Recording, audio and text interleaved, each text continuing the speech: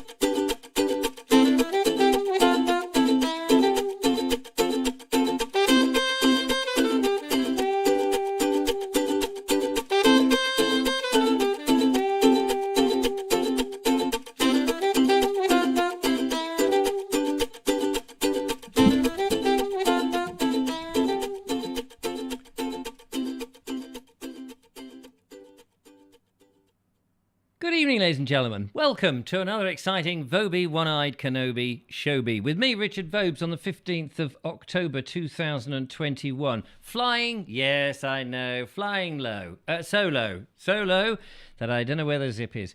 It is a wonderful weekend approaching, and I'm hoping that everyone's going to have a fantastic weekend and do something rather exciting and do a marvellous deed, help one another, kiss a few people and make them smile, or that kind of thing. In tonight's show, ladies and gentlemen, gather round, gather close, for we will have a good one, I hope. It's you and me, and maybe you and me and me and you. Who knows? We have a couple of videos sent in this evening by wonderful Bernie, of course, and John Fox on the guitar. He's going to play a little musical number, which we look forward to.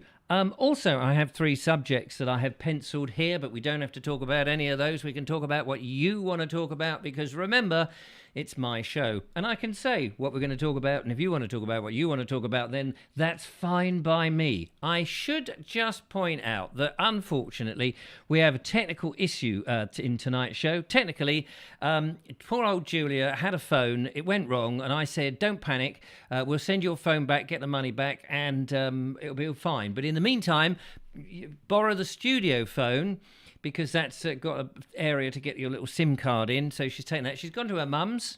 She's got the phone with her. and I don't have a phone. Now, the lovely Jackie HW has very kindly given me her iPhone, an iPhone 7. But unfortunately, I can't plug it into the studio because the iPhones are very silly phones. They don't have the universal sockets like everybody else. They don't have a headphone socket, so you can't plug that in. And even the little power thing there has to be different. They have to be different, don't they? So they've screwed up the whole thing. Although I can actually technically put in the SIM card. Actually, I haven't even done that. I'll have to do that. I forgot to do that. So you may be able to ring on this number, but not yet because I haven't put the SIM card in. Just totally forgot to do that. And I'll have to hold the phone up to the microphone to get any sound. However, we do have another mechanism in which you can, of course, communicate to the show. And you might say, well, why don't I use my phone? My phone, for some reason, does not connect through the USB thing. And the headphone socket, I think because I bought this reconditioned, has been used by someone before me who's so used the headphone socket that the little plug that plugs into the headphone socket that goes to the desk is so worn that it keeps slipping out, that the phone calls are not reliable, in as much as the lead keeps falling out, and so that doesn't work either. So it's a right pain in the old neck. Yeah, pain in the neck. So I don't know what to do.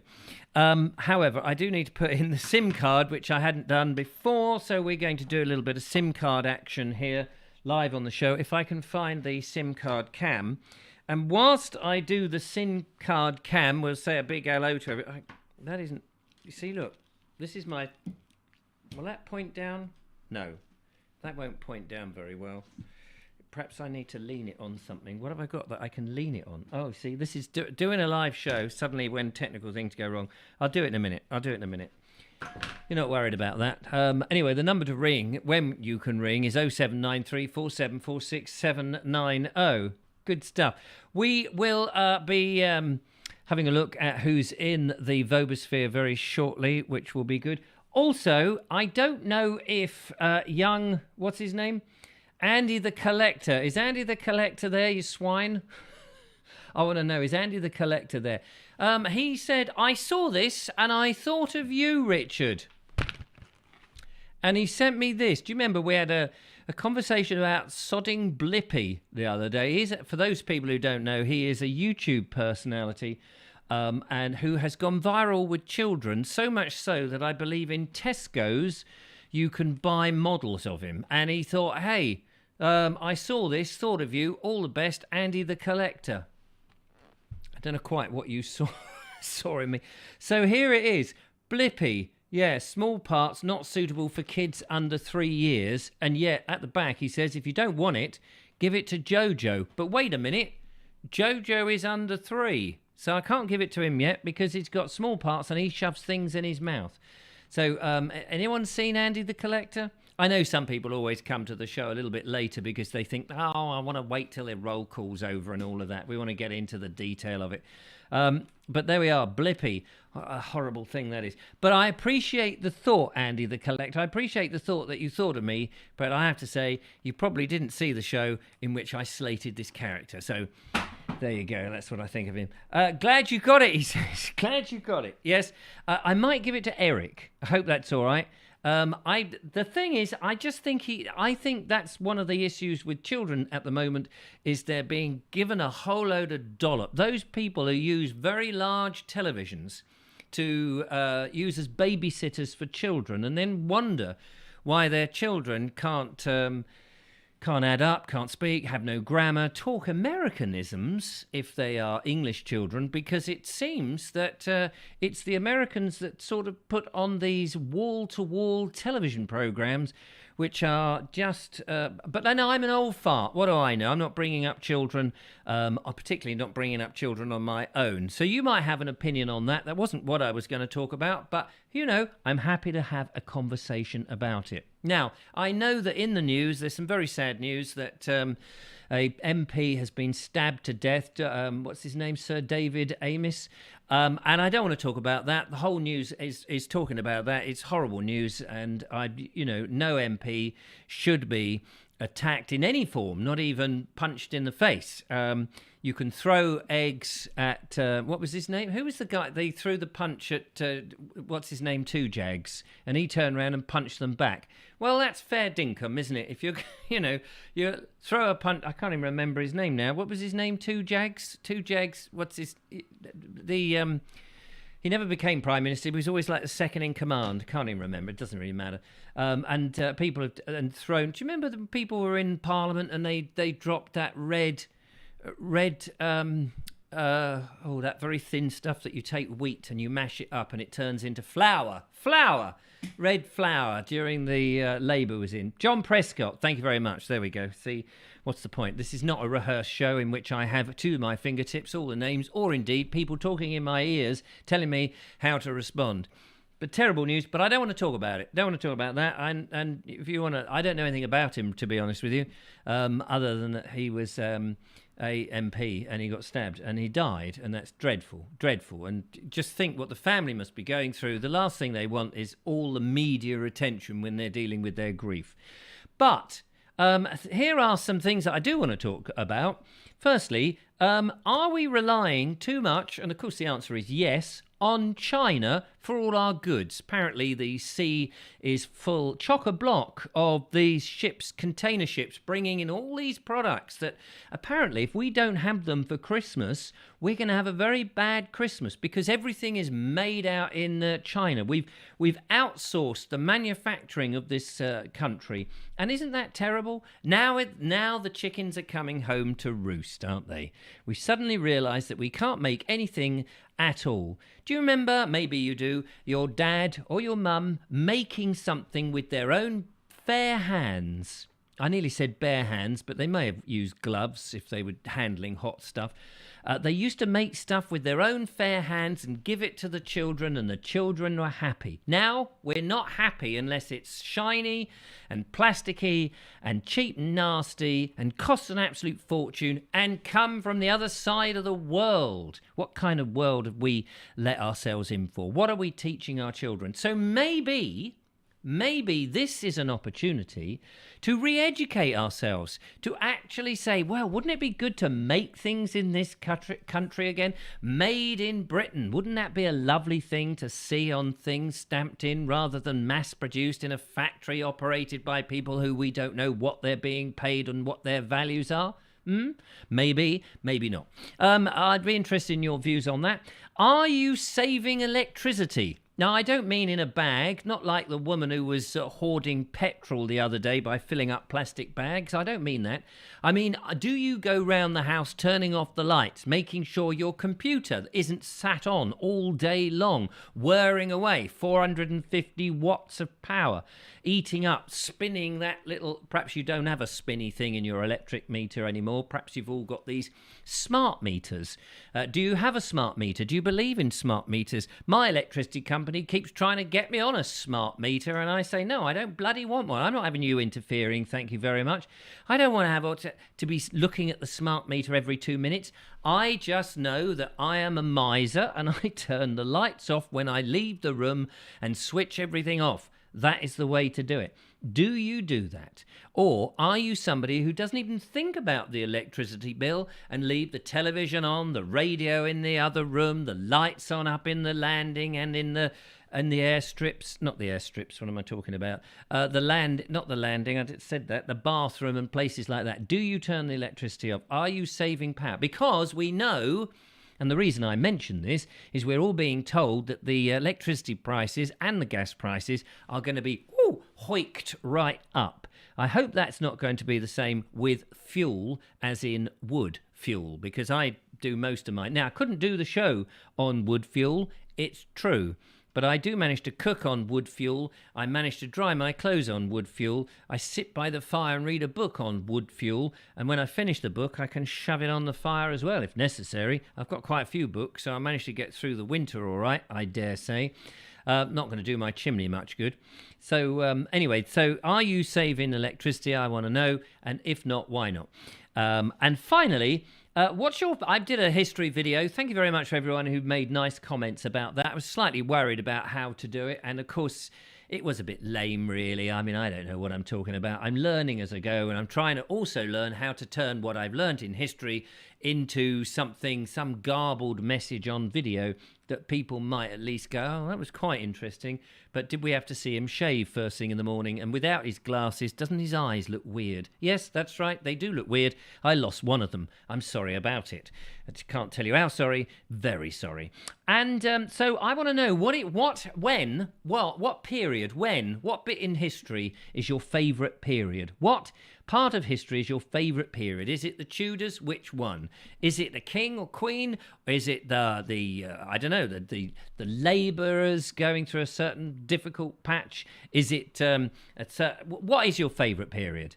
I can't put it in any other straighter language than that. I want to know what it is, and we can debate it in different parts of the show. So first thing I need to do is to try and put a SIM card in the phone. Now, to do that, of course, it's best to not have to show this in front of you, but is to play a video. Bernie, the good old Bernie, tends to get shoved right to the end of the video, so we're going to put him up first he's in Rye. Rye is a lovely town in East Sussex, right at the edge of East Sussex. It's got the Men-in Gate there. Well, it's not really the Men-in Gate, it's Men in Tights. No, it's a lovely gate at the end there, and that's where we're going to find him. So before we find out who is there and what you've been saying, we'll go to Bernie. I'll try and fix the phone, but also, if you want to be in the show and have a chat and have a webcam device and some mechanism or a phone in which you can do it, I will put the link in and you can come and join me on the cams like Julia used to do when we used to do it down in when she was in Lancing and I was in the studio here. And you could be sitting next to me in that spot. There we are. I have to work out where it is. In that spot there, if you would like to. So prepare yourselves if you want to, and I'll put the Zapper thing up on the screen in a moment. But before all that, let's go in and see what Bernie's up to in Rye. There is so much material and so much video out there about Rye. I don't honestly think I can really do it justice. So I'm although it goes against the grain a bit, there's also a problem. There's so many hills here, and I can't do hills, unfortunately, because of a health problem. So I'm going to keep the history of Rye to a minimum and just concentrate on the rivers. And I recommend you to, if you're interested in Rye, to have a look round and do the research yourselves.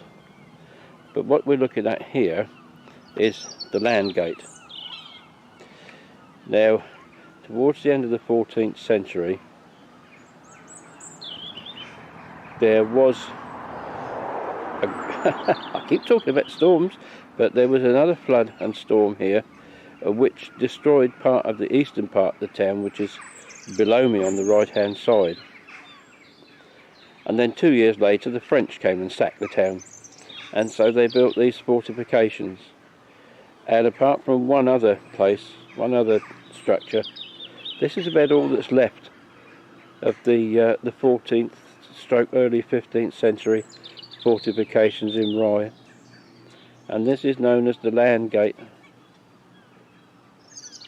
And I don't think that clock's right. It's not 7:30 in the morning. It's actually only 5:30. And there is the land gate guarding the way into Rye from this end. Beginning to get a bit lighter now. But I am going to take a little walk through because there are some things I want to show you, so we'll keep the camera on and we'll keep it rolling as I walk.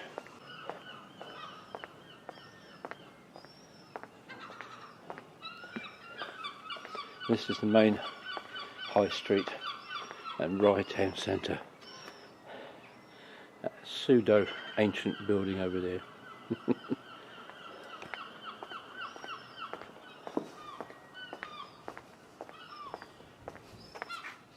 Look at this old-fashioned sweetie shop. Yeah, remember those? Rhubarb and custard. I used to love them. And, there's the old grammar school building, over there. Yeah.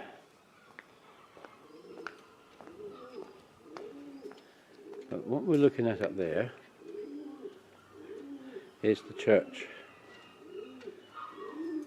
And when they're working, right up the top there are the quarter boys, which should strike on the quarter of an hour. 10 to 6.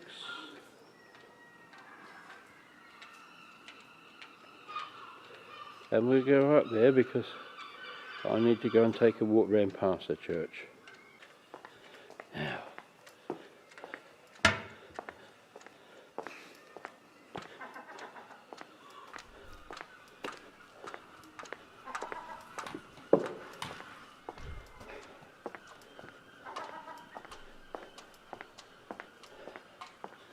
seagulls do not like me very much. I'm going to pause here. And there it is, lovely ride. Looks fantastic in that early morning light. Thank you so much, Bernie, much appreciated. As ever.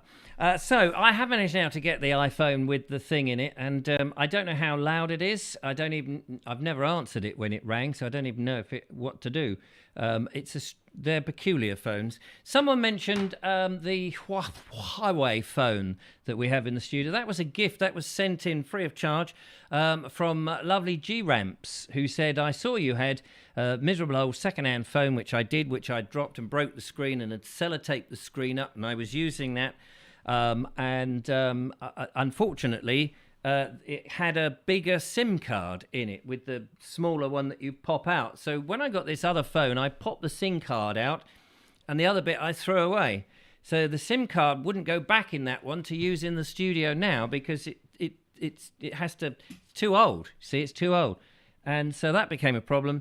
So this is the only option I've got. But as I say, I can't plug it into the studio, which is a shame. So what do you do? But as you're quite right, it's not an English product. It hasn't been produced in Great Britain, and who does make anything in Great Britain anymore? Are we all reliant on China? That's what I want to know. And if not, what is made in Great Britain that we can be proud of, apart from the Vobes show, of course? Let's have a look, find out who is in the Vobosphere. So we will go back and quickly say hello to Sean O'Brien, to lovely Julia, Daniel Watkins, Kerry Baldwin, nice to see you. Sean James Cameron is in the house, good to see you too. Kerry Baldwin, Anna Jones, and Jackie Lowe says, how terrible about the MP. And Andy the Collector, good evening to you, and thank you for Andy. He's just swimming across the room, by the way. But do appreciate the gesture very much so. But Blippy of all things. Bonnie is there as well. Nice to see you, Bonnie H. Mr. Mocky, Joanna Jones, Mark Burgess. It's good to see you. Who else have we got out there? Is Tracy Murphy. Hello to you, Tracy Murphy. Nice to see you. Audrey Forbes Hamilton, who happened to notice I was wearing what she calls a smoking jacket. I hope it's not smoking. Otherwise, I didn't take it out of the Essie. I'd have to chuck water all over me. Ramiboo, hello to you. Nice to see you, Lisa. Station Master's Choice. I may or may not have said him. Colonel Craig, well, we know Bernie's there because we just watched Bernie's video, don't we? Colonel Craig Ratty, greetings. Hope everyone is well. Anna Jones is there, and Dougie Warbucks, good evening to you, and Mr. Mocky, I've said David Vad, there we go, and Andrew Norris, what ho, which is fantastic. Now we get into the bit where I started having a bit of a rant. Joanna Jones saying Vobes for Bond, down, down, down, down, down, down. I don't know that I would want to play James Bond these days. It's all going a bit woke now. I don't know if you've seen the latest James Bond. I saw it. It's getting a bit woke and a bit... It's not the Bond of the original franchise. I know that Bonnie loves it to bits, but that doesn't surprise me. Michael White, hello to you, and to everybody else who's stepping in the door. The lovely Julia is saying, first world alert problem, I have to play Sudoku manually in a book with a pen. Oh, blimey, because The Huawei phone, however you pronounce it, isn't compatible with her favourite Android Sudoku app. Yes, so all her data had to be deleted. He sent it back to the shop in where it was purchased, and, excuse me, turns out they haven't got a replacement, so they've replaced the money. So I said to Julia, we'll get you another one and we'll sort that all out. Elaine Whitelock, nice to see you. Thank you for popping in. Sensible Paul, evening. Feels like winter's here. Yeah, the winter is coming in thick and fast. Jonathan Fox, he says, apparently many American children are developing English accents by watching Pegger? Who's Pegger? Peppa Pig. Is that right? Well, that's good. Unfortunately, of course, wherever they go in America now, if they have an English accent, they will be assumed to be a baddie. Because isn't it all baddies have English accents these days? Especially if it is a white man. We play baddies left, right and centre. I could be a bad. I don't mind cashing in on that. Happy to be a baddie. Are you wearing blackout? Oh, sorry, blackout of... Sorry, I thought you said blackout. Are you wearing a black... No, not at all. I just happened to... I put it on, thought, well, it'll be nice to wear this. I saw it because I was cold, actually. But, yeah, could do. Could be wearing it in respect. It's a thought. Should have put an armband on, shouldn't I? But no, I just wear it. It's a nice... I don't know how easy you can see it in the in that. It's actually sort of velvet with a paisley pattern on there. And it's got a paisley pattern on... Oh yeah, it's got. I can't see it in the monitor I've got. It looks very dark, but never mind. Ramy Boo says I used to have a drinking glass with Andy Pandy on it. I think I won it at a fair or something. Usually I won these ridiculous fish swimming around in a plastic bag. I think they were piranhas. Anyway, I put them in a bath. It ate my middle leg. David Vad says Huawei 5.0. It's a bit like Hawaii 5.0. Yeah, gotcha. Terry Banton. Toys were made of wood 50 years ago. Yes, I mean, I remember giving my kids that Brio. Was it Brio? That little train set. And in fact, to my grandchildren, when they were born, I gave them some wooden toys, mainly hammers to hit their parents on the head with. So Anne Wright, hello to you. I can't remember if we said hello to you. Lord Jeffrey is out there. Export a CD recorder from China costs less than a first-class stamp. Blimey, that's a bit of a worry. You see, that's the problem. If people are just buying stuff on price, they're just heavily motivated, isn't it? Ray of Hope says it's not just the UK, it's almost every other country as well. You can have a UK or a European manufacturer, but you will pay 3 times as much for each item. Well, that is the thing, but not if we don't import them. You see, the thing is, I mean, they're supposed to be now China, the richest country in the world. We've basically given it to them, haven't they? A big communist state who, in return, gave us a lovely virus and almost bankrupted the country. And yet we're still buying from them. How does that work out? Never quite understood that. Michael White says smart meters are dangerous unless you have them in a Faraday cage. Yeah, I'm not having a smart meter. I don't want anyone fiddling about unnecessarily in my house, thanks very much. I don't know whether they're going to make the thing whiz round quicker or whatever. Jackie Lowe says even the red dot on the telly goes off when I go to bed. Excellent. It's good to see that. Do they still play the on the television, you know, the national anthem? And are you supposed to rise at the point when they do that? Bonnie H is talking about women's suffrage. Not quite sure what that's about. Lord Jeffrey says, just walk round the house. I've got 13 things on standby. Uh-oh. There you are. Maybe you should turn them off. Michael White says, I like the I always think of the ice cream. Can't even say it. Napoleonic. There we go. Not the Neapolitan. Why am I doing this job? I can't speak coherently. I cannot string a sentence together for more than 2 seconds. Yes, the Napoleonic period, says Michael White. Excellent. Women's suffragette. That's the period you like. Sorry, I had to... Yes, maybe because that there is a delay and maybe because I'm somewhat thick, if you could just say something like, the period in history I like is... And then I can actually assimilate what that means. Very helpful. Thank you very much, by the way. Henry Agincourt says, he's talking to, I thought he was going to say he likes the Battle of Agincourt period with good old Henry V. Sean O'Brien says he likes cowboys. Fair enough. There was a film about that, wasn't there? Can't remember what it was. That's an impressive gateway, says Rachel. Oh, talking about the film that we're getting to the Bernie stuff, which is nice. Sean James Cameron is saying we'll look nice at Christmas. It's funny how Christmas is very much associated with Dickensian times, isn't it? Is that because there's the films? I mean, there were Christmases before the Victorians and Charles Dickens, you know. But maybe he just sort of made it the thing that everyone's got to aspire to, which is a bit strange, isn't it? Joanna Jones says, I clean lots of holiday lets in Rye. Spotted a few already. Oh, of the ones that you clean. Jonathan Fox says, Rye, not too shabby, as they say. I don't think it's shabby at all, is it? Unless it's gone to rack and ruin. Andrew Norris is saying, beautiful gate, but also the view through it. I don't know Rye, but it does look like a place worth visiting. Thanks, Bernie, for showing it. Yeah, thanks. I have been to Rye myself. Went to the Ypres Museum and interviewed the lady there. And I did films the cannons on the thing. And I went to the Mermaid Inn. I don't know if you can still go to the Mermaid Inn. And went down one of the back bedrooms where there's secret staircases. I was shown that by the landlady at there. It's all in my video about smuggling. The Smugglers of the Romney Marshes, it's called. Rachel, hello to you. Nice to see you. If I've forgotten to announce your presence, I do apologise. Lots of interesting things coming in. Colonel Craig Ratty says, your jacket is bordering on steampunk-style jacket. All you need is a top hat and goggles. Well, I've got glasses. Does that count?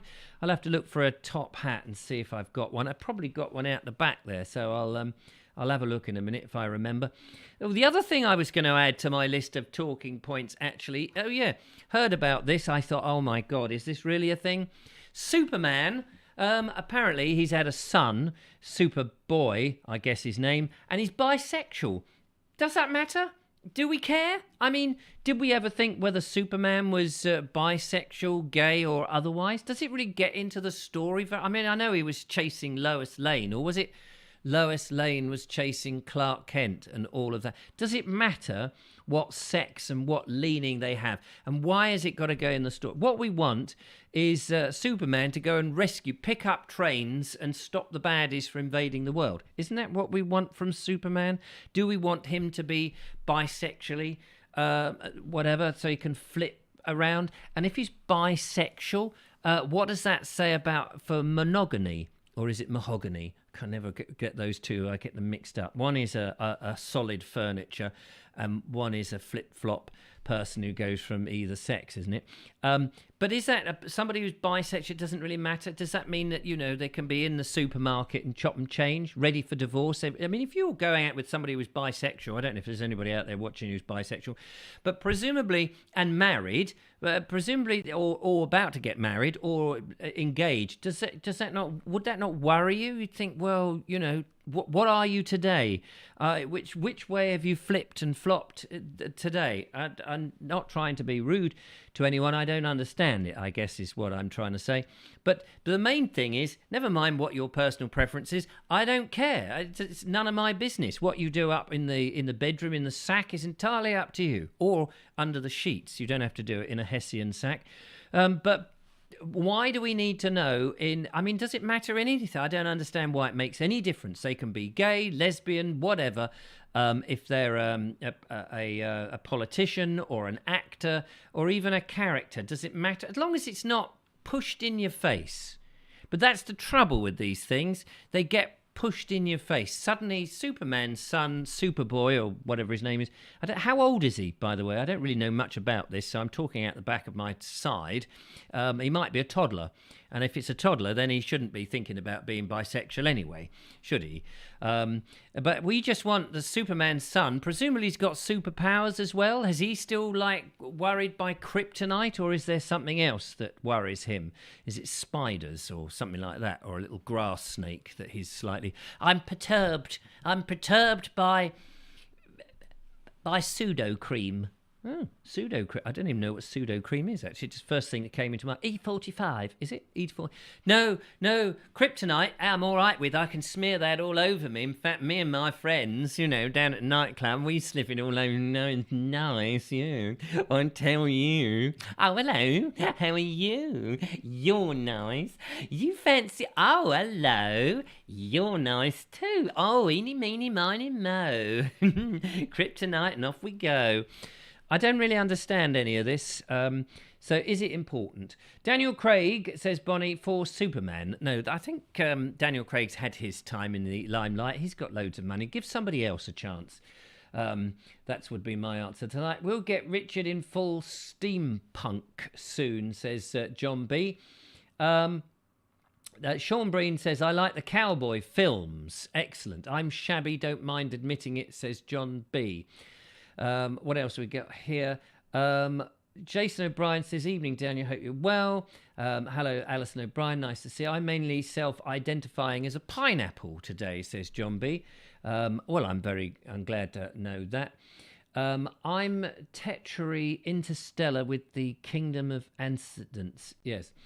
As do thy whilst shall be the whole of the law, says John B. No idea what that means.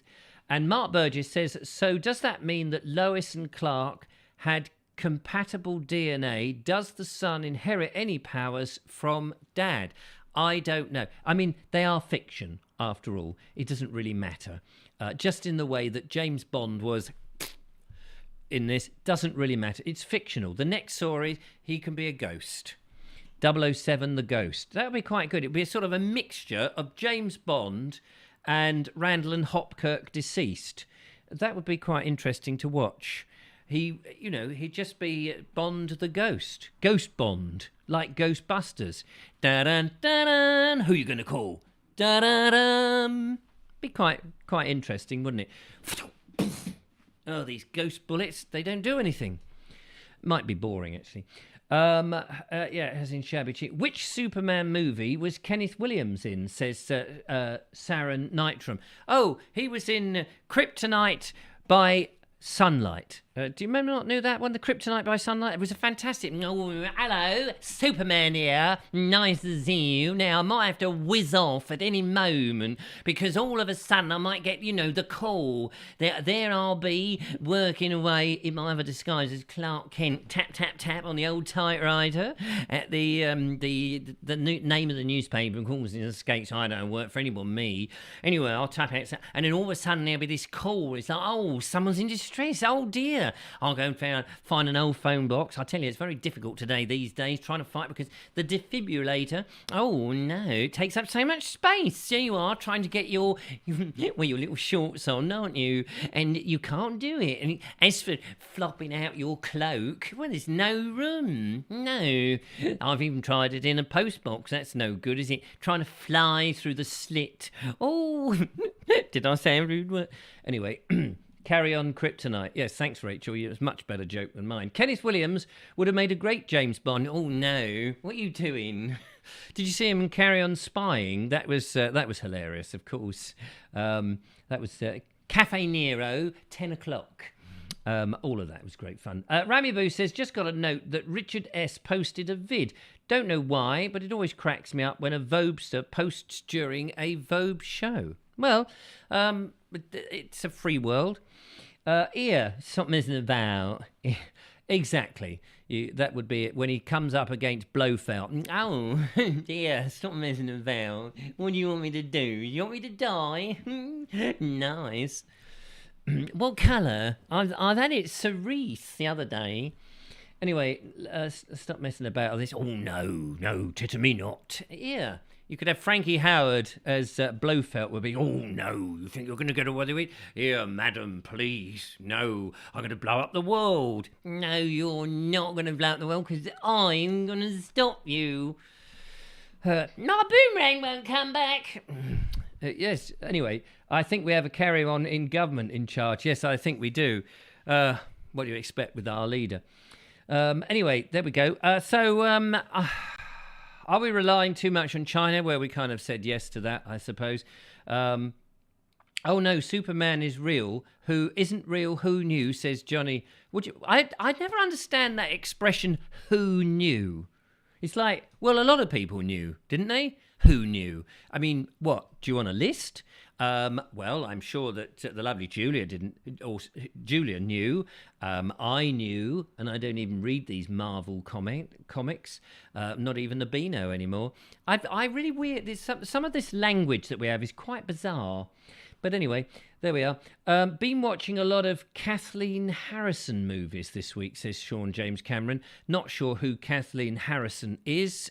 Presumably she's an actress, if we're still allowed to say that. Hattie Jakes as a Bond girl, says Bonnie. Yes, Hattie Jakes would make a fantastic Bond girl, with Eric Sykes, obviously, as James Bond. Oh, Hat.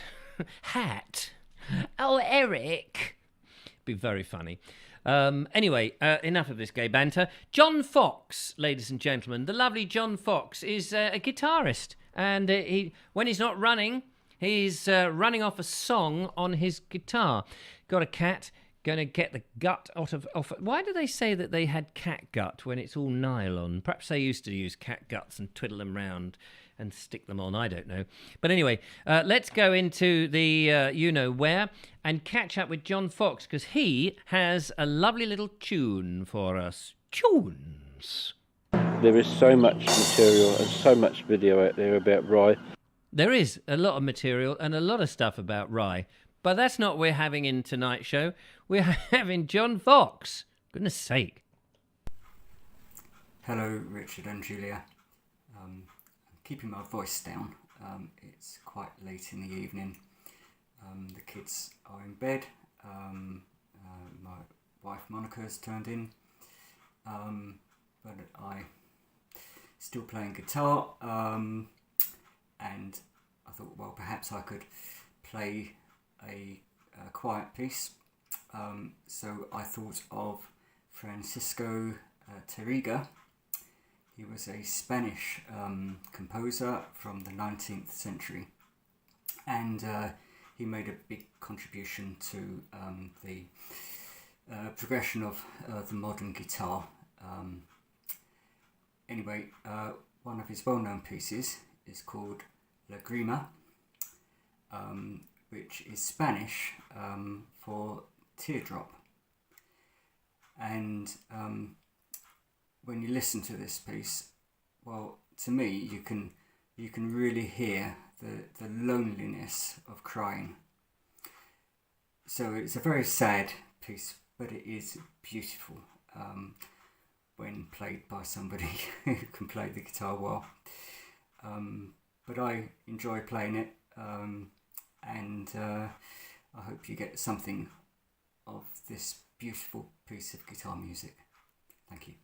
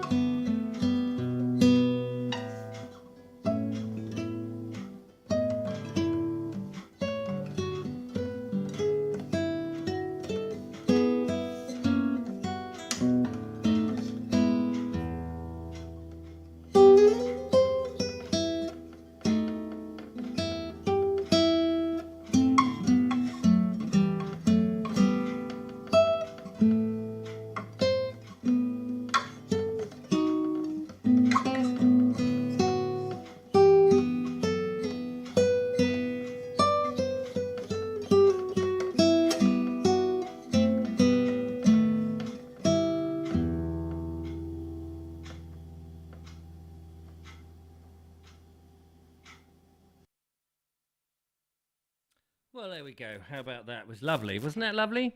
Of course, the children are now wide awake. He starts off by saying that he is talking in a quiet voice so nobody wakes up. And then he gets out the guitar. Anyway, I thank you, John. Really appreciate that. It was lovely. Very lovely. And it was good to see you saving a bit of electricity there as well.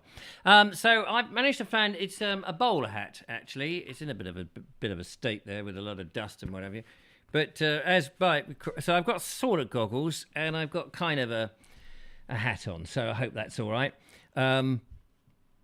I've done my best. I used to have a top hat. Don't know what happened to it. Used to do this comedy, what do you call it? Dick Van Dyke thing, going up the chimney. Chimney sweeps. There we go. Used to do that round on the corporate circuit as comedy characters with the sweeps and all of it. Cool, blimey, yeah, Mary Poppins, go up there and clean the chimney. No sweat, no, all this rubbish. Don't do that now.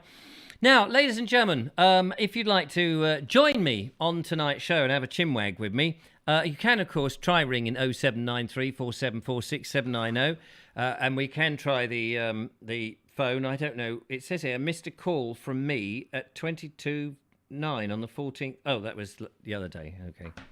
Don't know who that is.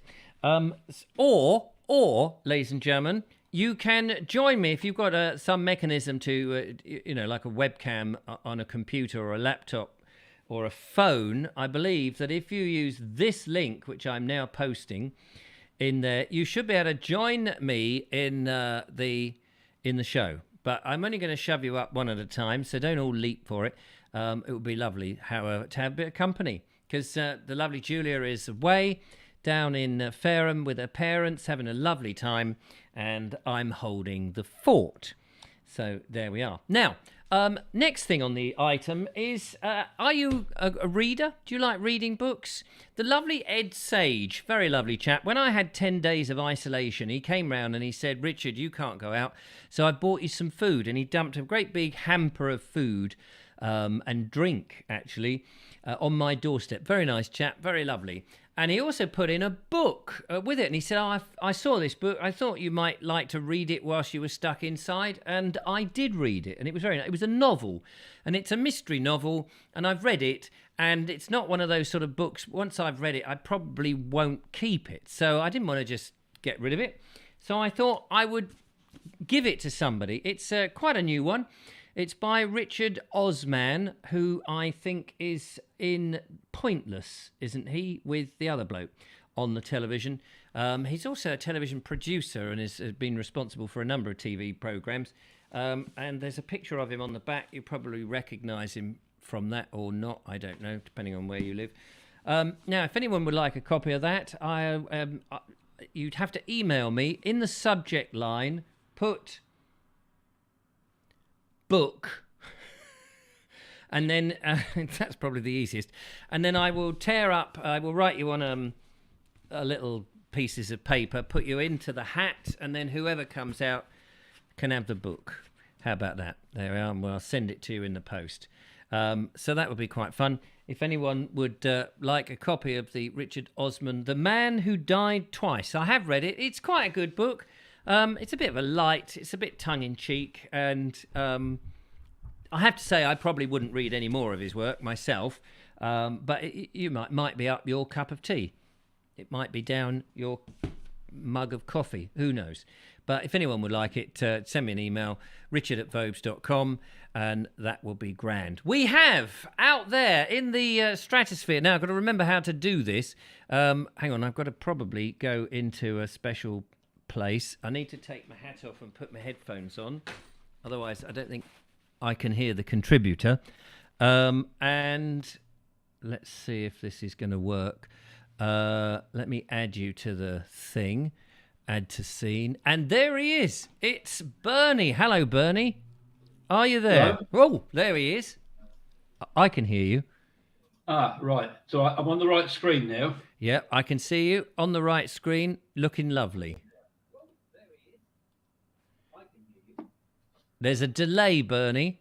Yes. He says yes. Is that yes to me saying there's a delay, or yes to an earlier comment that went out? Hello, Bernie. Are you receiving me? Yes, I am. I can see two screens with you on. I wouldn't worry about what you can see, but if you could turn the volume down of what's playing in the room, then that would be very helpful. You're a star.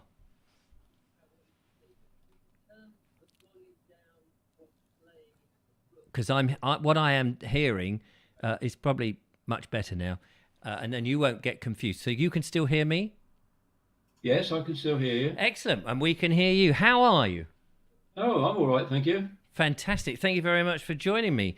So, I just wanted to say, yes.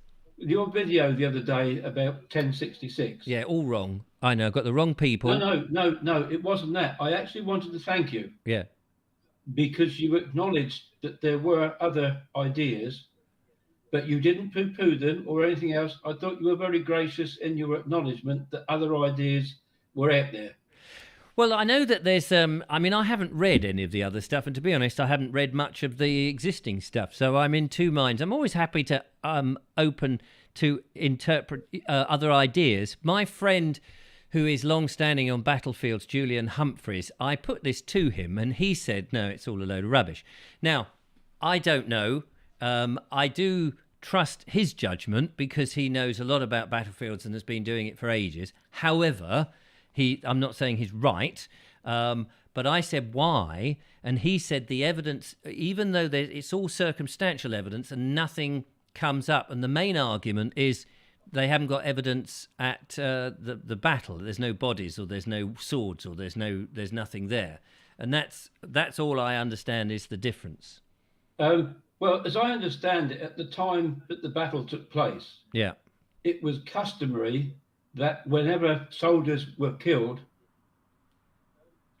they literally had everything taken off them, recycling, as it were. Yes. So you would not actually expect to find anything anywhere. Right. Yes. So it's quite natural that nothing would be found at Crowhurst. The only clue we've got at Crowhurst is that in one of the woods there is a series of mounds. And I think Nick Austin left things there because I think he came to the point where, as he hadn't been able to persuade the powers that be to accept his 20 years of study at that point, I think perhaps he felt that it's time for future historians to decide on the matter.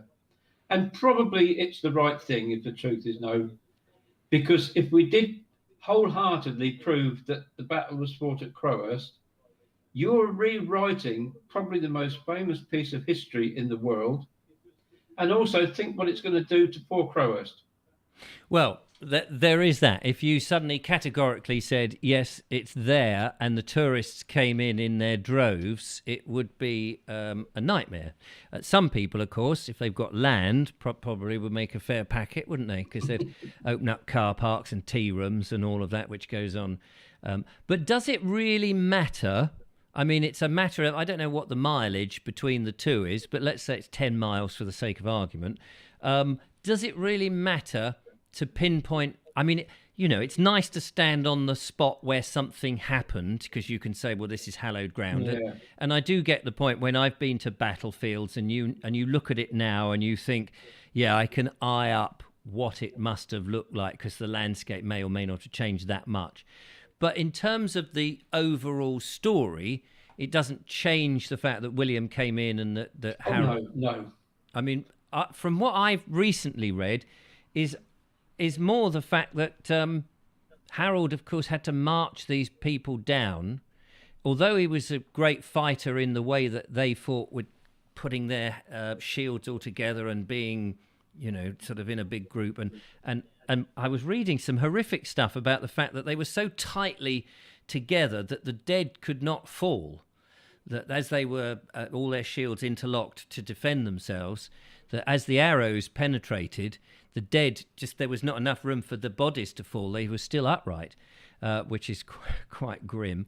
But I guess you're so busy in the battle, you probably don't know if the bloke next to you has died because you're probably terrified. Yeah, I mean, that's true, because they were famous for the close knit of their shields and everything else. But of course, they were totally shattered, weren't they? By the time they got... That's it. And so, and of course, William had plenty of time to sort of lay around and take in the sun. Well, it's October, isn't it? But be ready for them. And whereas Harold hadn't. And of course, he was expecting some backup that never came. Yes, that's true. And of course, William's mob were on horses. They had the cavalry. And while I understand, it's amazing how much you can absorb quite quickly, that we travelled on horses, but we weren't using them at that time to fight with or to be on top of, to go, ha! I'll chop off your head! Aha, no, perhaps not. No, Um, they were used mainly for work. yes. So there were many different advantages and disadvantages, of course. Although apparently we did quite well at the beginning. Well, my understanding is that Harold and his men actually won the first round of the battle Right. Yeah. and sent the Normans back down the hill, and then made a totally fatal mistake of following them down the hill onto the flat ground where the Normans were expert at fighting anyway, because Normandy is pretty flat. Yes. And so they suddenly looked round and thought, you know what? We can get one in the eye for Harold here. Let's turn round and beat him. And that's my understanding of what happened in the second and third efforts. The Normans came back and just overran them, basically. I mean, But as you say, it's. I mean, it is the most famous battle in history, really.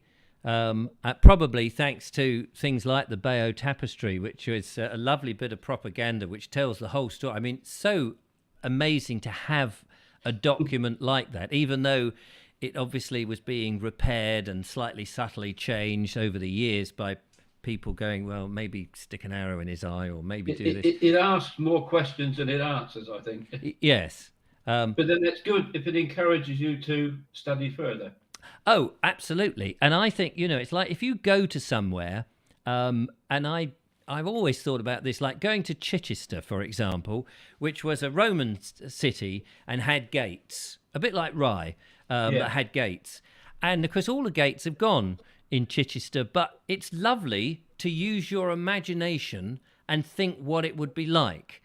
But if you went to a place and everything is absolutely there, your imagination doesn't have to work because it's just true. There. And I think it's much more evocative when you use your imagination because you're personally involved. And it's like with radio and drama on the radio, the pictures are always better because they're in your imagination. Yes, that's true, yeah. Same with reading a book. A book is fantastic because you can dress the characters. The author will guide you, but you're filling in the flesh and the colours and everything else to a much greater. And then when you see it on a film, they've done everything for you. You don't have to work at all. You just, watch. It rather kills the image for you, doesn't it? Yeah, definitely. And it's the same when you see DJs for the first time. You've been listening to them or on announcers on the radio or something, and you see them and you go, "I didn't imagine they looked like that," because the imagination just conjures up so much. And I think that's where you become personally engaged with history. Is when if you see a ruin and you start to imagine, you might have an illustrator who puts in the rest of the castle for you, but you can sort of go, yeah, and then there were the horses and the pigs over here and the buckets of this was going over there and the portcullises, and you suddenly start building out, maybe completely wrong, but because you're now emotionally and imaginatively involved with it, it has some more meaning to you. Mm. So that's what I love about ruins rather than places that are absolutely finished, because it's like, oh, that's it. It's a fait accompli. That's what it looked like. Great, thanks. Well, you can build a story from a ruin. Yes, absolutely. And all you can do is ruin a full building. You can ruin and of course, follies must have had that effect. Those follies that look like they're ruins, that people didn't know were follies and have believed that they were castles and things. And of course, they're castles in your mind, which is lovely. Yes. Our two Vobsters from Salesians College, is it John B. and Michael White, is it? Who went to Salesians College, they will know about these follies in Virginia Water Lake, where there are supposed Roman ruins, but they're actually follies. Ah. I mention those two because I think they would know about them more than anybody else. Yes. Well, obviously, you've got to have a bit of an imagination to create things like this. And I, of course, there'll be some people who completely disagree with me, and they're welcome to, and say, I'd rather see the finished thing than a ruin because I can't imagine what it would be like. And that's fair enough. Michael White says it was really Harold's brother, Tostig. Who caused the defeat and the fact that Morcar didn't support him. And I guess, I don't know too much other than the fact that they fell out over something. I don't know what it was. And that because of that, he had to go up north. And if he didn't have to go up north with Harald Hardrada from Norway, was it Norway? And beat them up a bit, and then march back again, he probably would have been okay. Because they could have been on the seafront repelling them. They could have been, yeah. Because they knew they were coming. They knew that William and his mob were coming, and William had to wait, didn't he? Had to wait for Halley's Comet to go over. Which I didn't mention in my video because there's so many things. I mean, this is one of the problems when you're trying to sort of paint a broad picture. You think, what do I include? What do I leave out? And I was umming and ahhing for ages. Should I go back to not only Edward the Confessor, but do I have to go back to Ethelred the Unready, who was married to Emma, was part of the Normans stuff, and then she married Canute, and out of Canute and Emma was born Edward. Have I got that right? It's a very tangled web they weave. Yes, and so there's all these sort of things, and you're just trying to put all the characters on, and in the end, and of course the thing about 1066, there's a lot of people who know the story, there's a lot of people who think they know the story, and there's a lot of people who will make up parts of it. We mainly know what we were told in school. Yes. And I have learned, especially when I was doing coach tours, when I needed to do commentaries, the amount of stuff that I've learned because I've studied it since that we didn't get taught in school actually gives you a whole different understanding of the whole thing. Yes. No, you're absolutely right. I mean, school and what you're taught in school influences you throughout the rest of your life. And if it's been very bad, if you've not had good teachers to inspire you, a subject can be dead to you forever.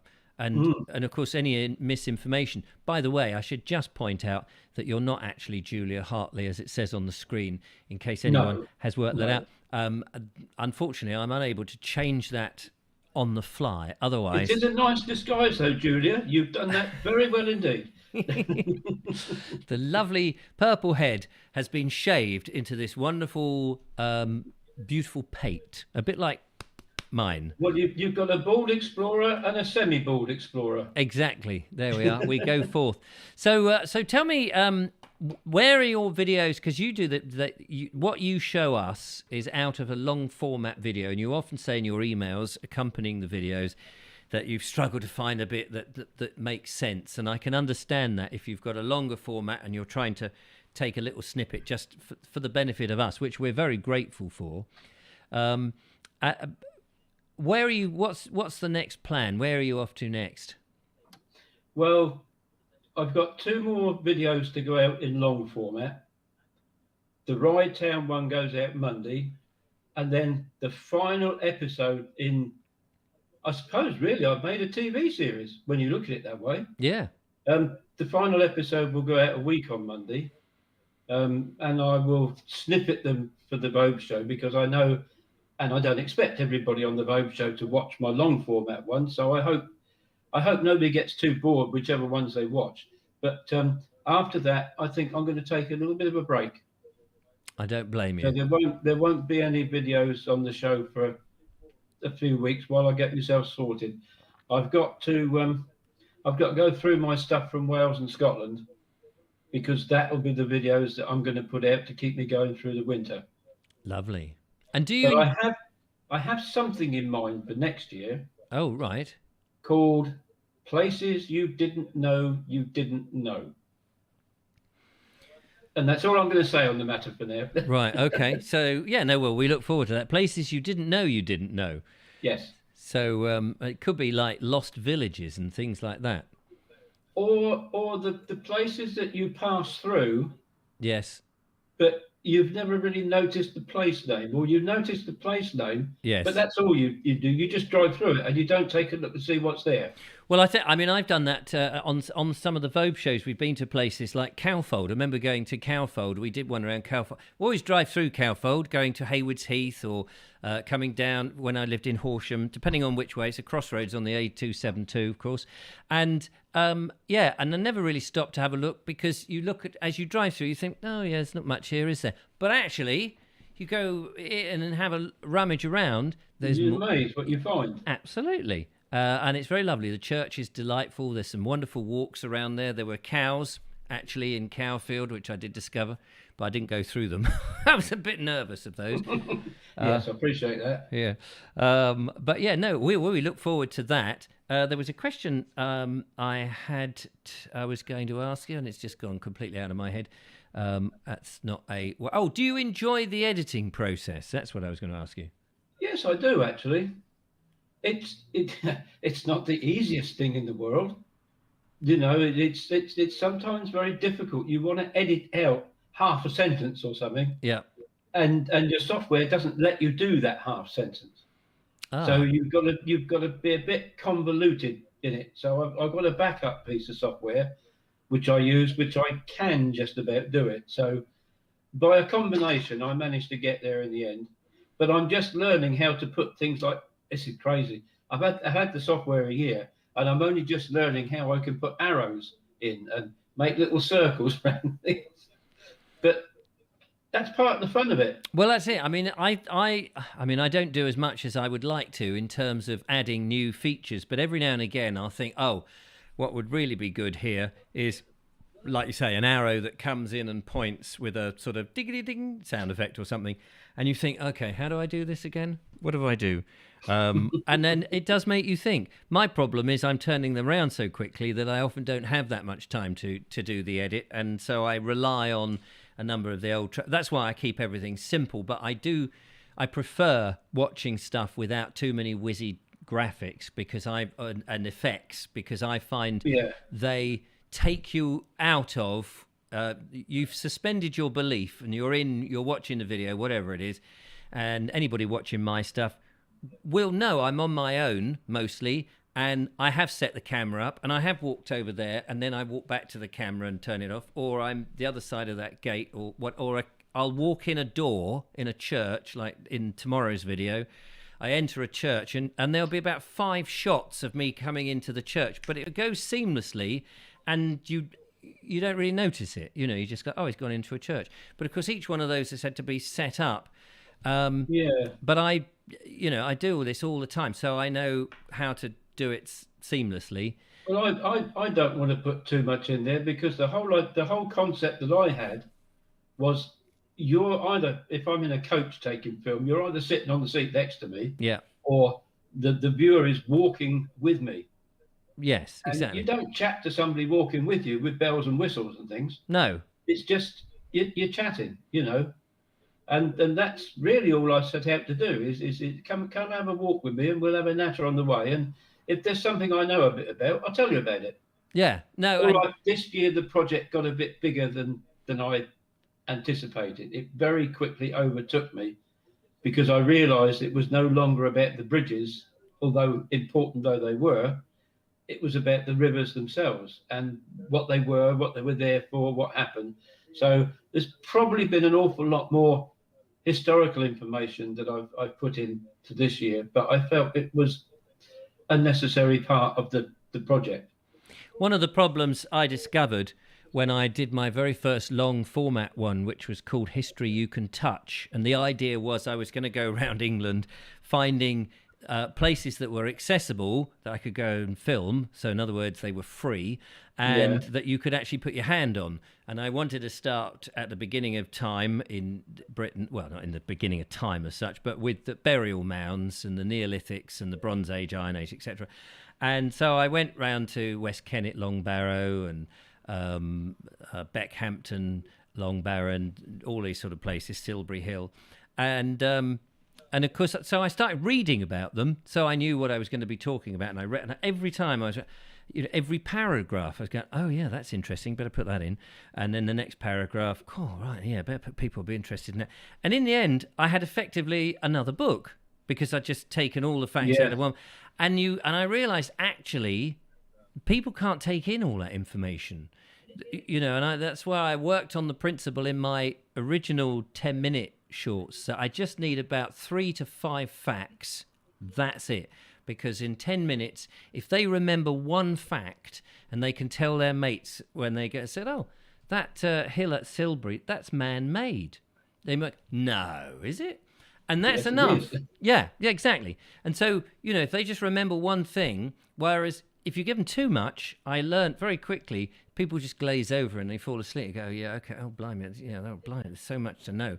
Whereas one fact that they can go and have a chat with that West Kennet Long Barrow, that was megalithic times. Oh, what does that mean? Well, it was like made of stone, and you know, you give just enough for people to go away. And there's always people who know more, and I, you know, never pretend I know anything. So it's probably the best way. Well, I've managed to get through what I intended to do. Well, that's brilliant. You know, so I'm lucky for that, and I'm grateful that most people seem to have liked what I've done. So yeah, absolutely. And you know, the fact that A, you did it, and B, you completed it, and now you have that effectively television series, you know, all credit to you. So I don't think I should attempt something like that again in a hurry. You never know when something you grips never know. You never know. Anyway, I've taken up a lot of your time, so perhaps I will let you go. We'll see if anybody else would like to join us for the last half an hour and have a I'll just sign off then. Thank you very much. Take care, Bernie. And he's gone. Brilliant stuff. Wasn't that lovely? Lovely to talk to somebody there. And, of course, you can, if I press the right button, if you would like to join me, the link is just coming up on the screen there. And you can join if you've got a laptop or a telephone. We can have a little natter and a conversation, because I don't think the phone is actually going to work. So ignore the fact that the phone number is up there. Tamara Carter says, I believe that the West Kennet Long Barrow is the 10th oldest standing building in the world, 3,650 BC. You could well be right. I know that Nigel Sadler is a living authority on a lot of these things. Stonehenge isn't a stone circle, nor is it a henge, he says. So luckily it's been aptly named. Very interesting chat with Bernie, says Anna Jones. Yes, thanks, Bernie. That was fantastic. Andrew Norris, great chat with Bernie. If you would like to join me, follow that link that I put up there, and you can have a chat. We can talk about anything, really. Are you saving electricity?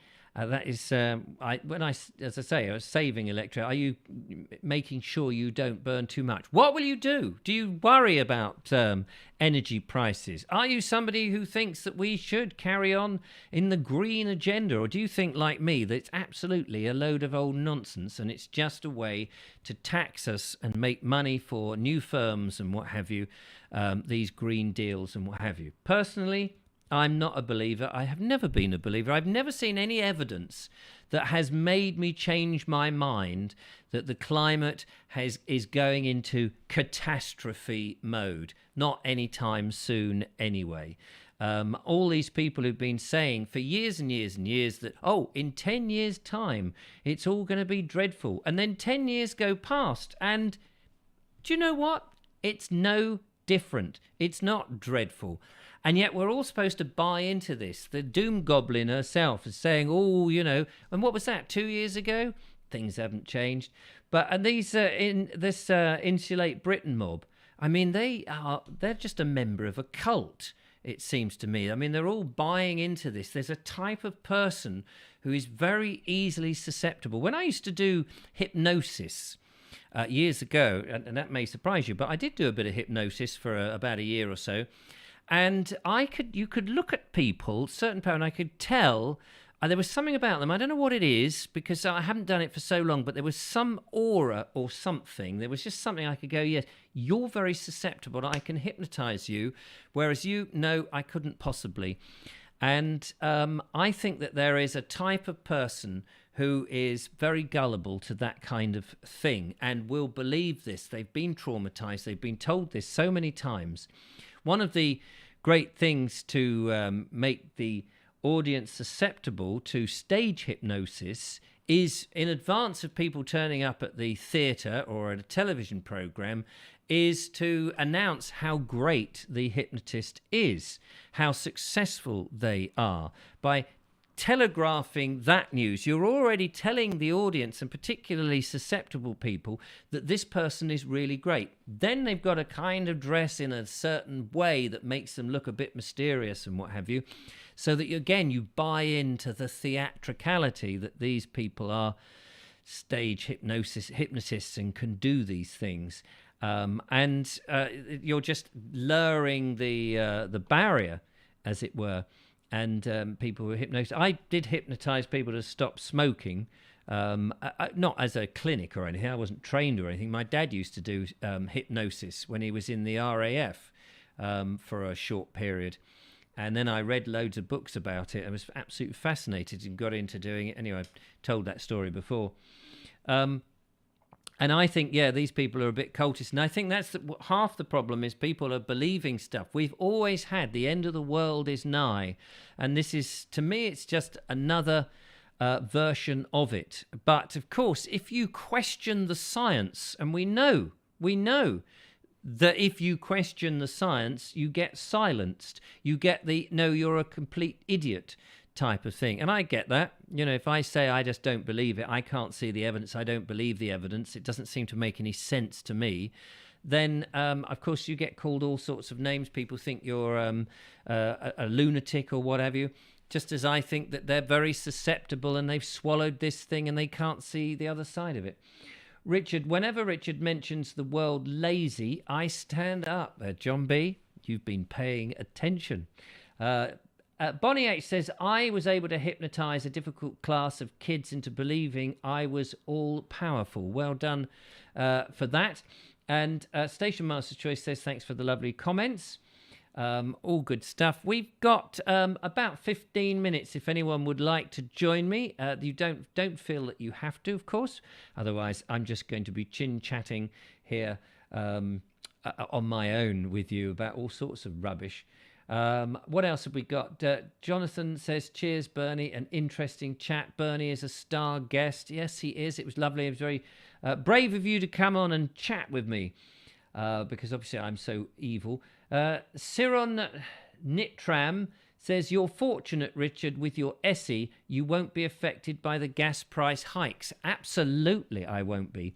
And the nice thing, and I've said this many times, but the nice thing is when I pay for my logs, I'm paying in the local community. The money goes to my log supplier, John, who is chopping the trees down locally. They have ash dieback, which is a horrible thing.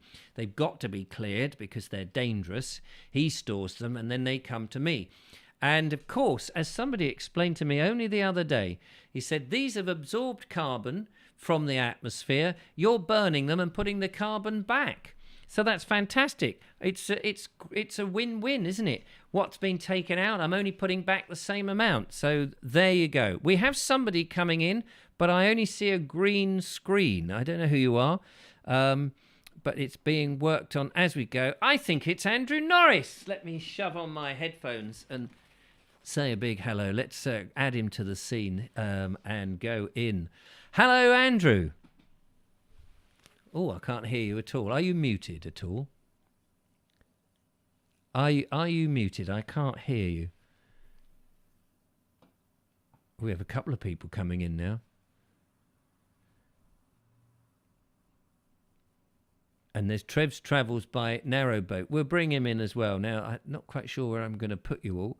Hello, Andrew. Where are you, Trev? Oh, there we go. Trev is there as well. Hello, Trev. Can you hear me? Yes, I can, Richard. Now, why can't I hear? I haven't done anything. Have I? I haven't muted you. You should be in the scene. Can everybody else hear you? I'm just looking to see if there's if the sound is. Maybe I just can't hear you.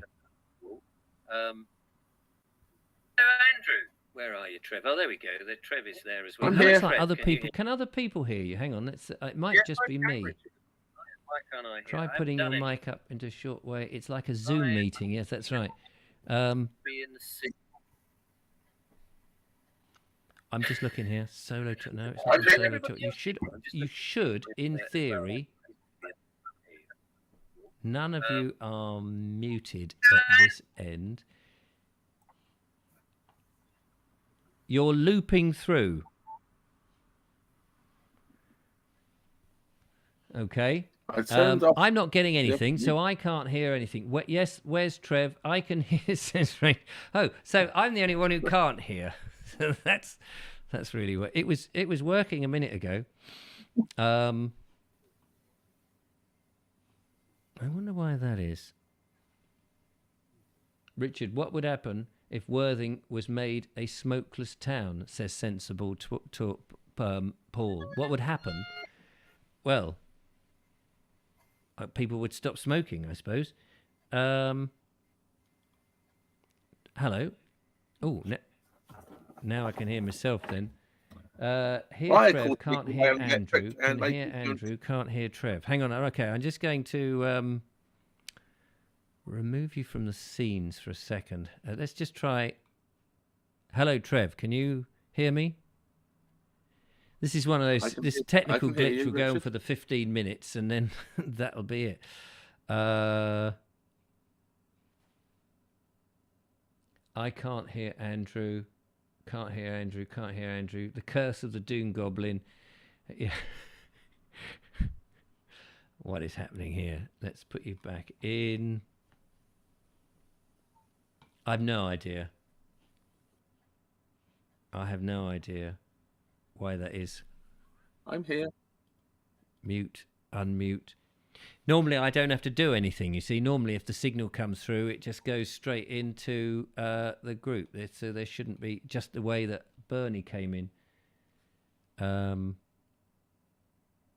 don't know why that's reversed in there. You can't see that, but there's a screen that's reversed. Oh well, oops. I've just lost myself. Press the wrong button. The screen always reverses, doesn't it? You are in the room. Oh, good. Maybe they can't hear me.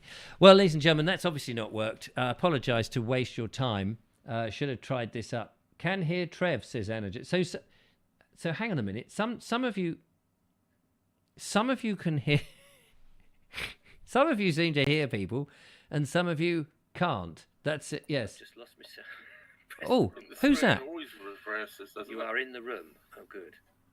Hello. Maybe they can't hear me. Well, ladies and gentlemen, that's obviously not worked. Apologise to waste your time.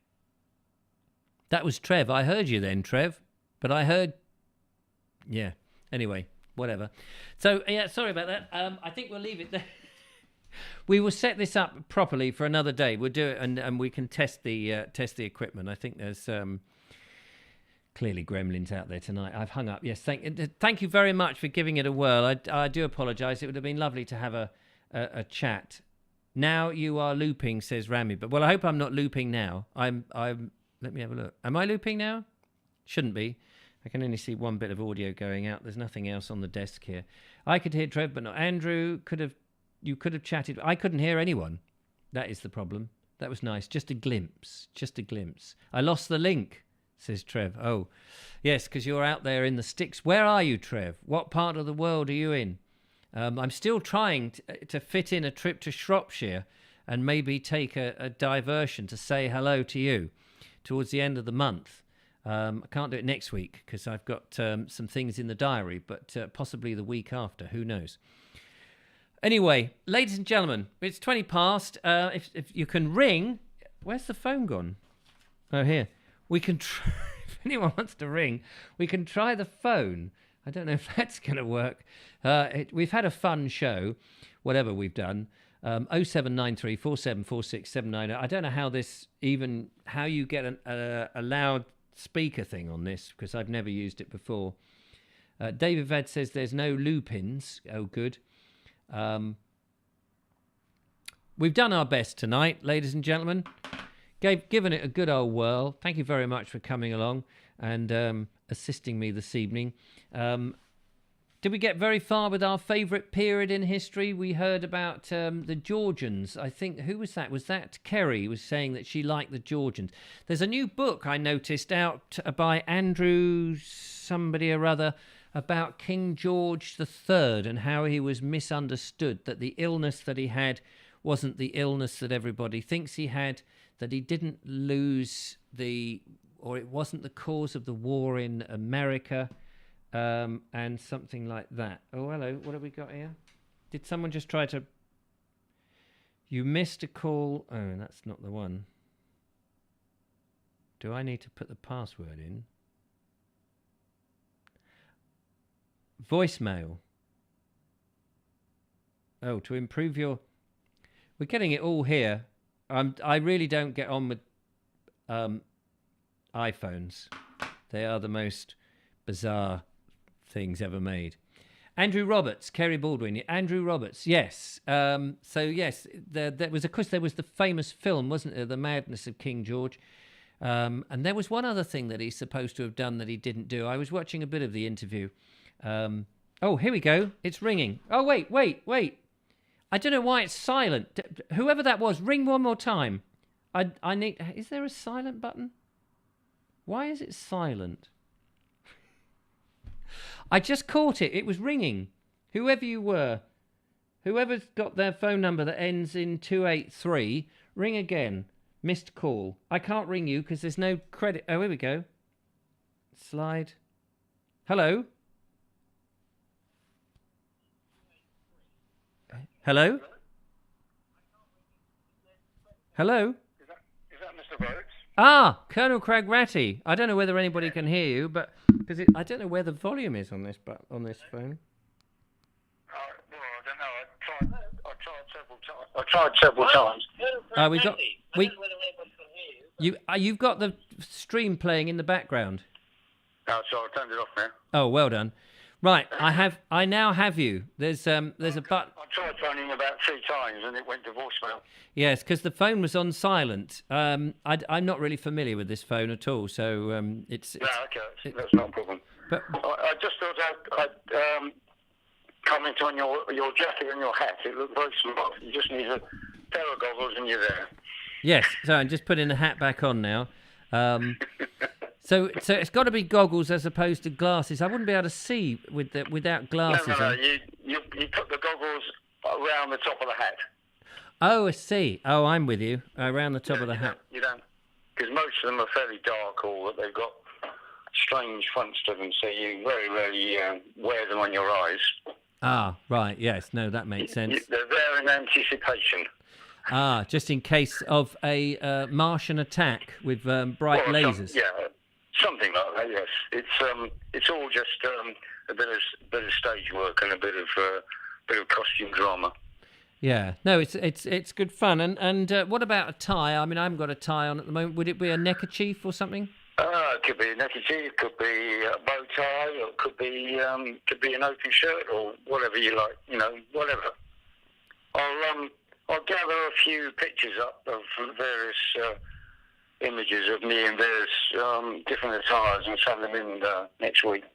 Yes, well, I'll have to come down, obviously, to where you are, and we'll go to the charity shops, and you can kick me out in a steampunk outfit. And we'll spray up a few... You'd be more than welcome to come down again. We can spray a few bathroom attachments in different colours. I'm sure they would look weird and wacky, and hang them off the jacket or off a big belt. Yes. If you didn't want to be so much of a sleuth, you could do your van up in a steampunk inside. Yeah, that's a sure way to get it nicked and broken into. Good advice. Yes. Oh, well, it's been a very entertaining evening. I was going to try and do a video thing with you, but Bernie and Archie's had the problems with Trev. I decided not to bother. No, I don't know quite why. It should just work, but clearly there's some gremlin in there. Yeah. But hey ho, not to worry. I thought it'd be worth a try. Worth a try. Yeah. I'm not sure we're going to have the phone back in the new phone and swap round the phone. Oh, Julia will bring in her Huawei phone, so I'll be able to borrow that for the show, actually. So hopefully Julia will be on the show on Monday, so all things will be back together again. Oh, good. All very complicated, isn't it? Oh, yeah, far too complicated for a little man like me. But lovely to hear you. I'm glad you're all doing well. Yes, thank you. Brilliant. You look after yourself. Take care. Yep, thank you. Take care. Oh, by the way, I was very pleased to see that you finally managed to get those special hinges for your yes. fold-down table. Yeah, they're very good, unless I stop sharply. I noticed I stopped sharply the other day and the table shot off. You need some sort of retaining block or something, so yes. that when it's in position, it can't shoot off. Yeah, absolutely. Yeah, I suddenly realised that because I thought, hello, something's gone asunder in the back, and when I opened it, when you come over, I'm sure we'll find something in my garage you can nail on. Brilliant. Oh, someone else is trying the video thing, so we're going to go and have a look, and I think I can hear them. So, thanks. Take care, and ta-ta for now. Bye. Right. Oh, they were there a second ago. Hang on a minute. I saw the top of somebody's head, but I don't know what's happened. Are you there? Hello? They were there a second ago. Add to scene. Oh, hang on. I've got to come in here. Oh, they've gone. So typical, isn't it? I caught the top of something. If you just tried to get into the show, give it a very quick go, and that would be good. Jackie Lowe says Richard could do with a bow tie and a cane. Oh yeah, that would be fantastic, wouldn't it? Technology is magic. Who imagined all this back in the 1960s growing up? No, exactly. It was bits of scissors and sprockets of film. All good stuff. John B's off. Toodle pip. Siren Nitram says we should all be riding jet cars in the sky, according to the 60s predictions. We certainly should. If you were just there on the stream just now giving it a whirl, do just go back one more time, because I saw you, but you suddenly disappeared before I could get the call ended. Let's see what happens. I'll just wait a couple of minutes, see if anything happens. If you turn up, I can add you to the scene. If not, we will just call it a night, and the weekend will be coming up. In the meantime, there is a lovely video for you tomorrow. I'm continuing the Borderland Walk. Yes, it's no longer called the Sussex Border Walk, because technically I'm not walking it, really. I'm going in the van, so I thought it's a bit of a cheek to call it a walk. And some people may think that I'm doing the Sussex Border Path, and I'm not doing the Sussex Border Path, although I'm adhering to this as near to the Sussex border. But I want to look at the villages either side, both in Sussex and whatever neighbouring county there is, as well as other interesting features along the way. And if possible, get the drone up. Unfortunately, didn't manage to get the drone up on this particular occasion, because when I was looking for a place just outside the village to park up and launch it, because I didn't want to do it inside the village, because people would accuse me of flying over their houses and looking into their gardens and an invasion of privacy and all of that. And so I didn't want any of that. So I just wanted to find a little place outside so I could put the drone up and just have a look down and say, there's this, from above. But sadly, Board of Sussex Walk, says Jackie. Oh, I'm sorry about that. There'll be other videos, but I couldn't find a place to put the drone up. But it's a charming. I hope you find it charming. You may think it's absolutely load of rubbish. Probably will. But it'll be up tomorrow. So there we go. Well, that's kind of it then. I was hoping that whoever it was could have joined us on the show for a quick talk, but not to worry, got to go. Bonnie H says, my nan was born in 1899 and recalled seeing her first car. She told me this while watching Armstrong land on the moon in, when was that, 1969, was it? Tracy Murphy says, look forward to seeing that. Thank you very much, Tracy. It'll be up about 9 o'clock tomorrow. Siren Nitram says, more Kenneth Williams, please. He was welcomed guest tonight. Oh, no. Thanks very much. Sometimes it takes me longer to get into Kenneth Williams than other times. You just got to get those catchphrases in the old, stop mucking about. Yeah, no. Because there's two different, I find there's two different Kenneth Williams, isn't there? They're very nasal. There's a very nasal version. And then there's the other version, which I'm now trying to think of. there's the sort of very posh, is that, and then there's the very sort of somewhat his snide character. Yeah, no, stop mucking of that. Rachel says, looking forward to the video tomorrow. Thank you very much. And Colonel Cragratty says, great show tonight despite all the technical hitches. It just shows you it's live, really, isn't it? And good night all. Have a good weekend. So thank you very much. Sorry, the lovely Julia wasn't here. And indeed, I don't think Judith is around at the moment because she's up in Yorkshire. But Julia has been making sure everyone has been behaving themselves and doing all the moderation, which is fantastic. Thank you very much, Julia, from afar. Thanks to Bernie and John Fox for the videos. Thank you to Colonel Cragratty just now for the phone call, to Andrew Norris and Trev's Travels by Narrowboat for attempting to get into the show, and to Bernie for coming in and having a lovely conversation. That was fantastic. And whoever it was who mysteriously attempted it, but it didn't work, it was great to see you briefly, although the audience didn't get to see you. And to you guys for joining me and keeping me company every week. It's so every 3 nights of the week. So kind of you to do that. Appreciate that. Do give a thumbs up if you've enjoyed any of what we've done in the show. And if at any time you feel like sponsoring the show or donating something to the show to keep everything going, pay for the electricity and all the rubbish, it's very much appreciated. However, have a good weekend. Video coming tomorrow and back again on Monday. Take care. Thanks for watching. Bye-bye for now. Bye-bye.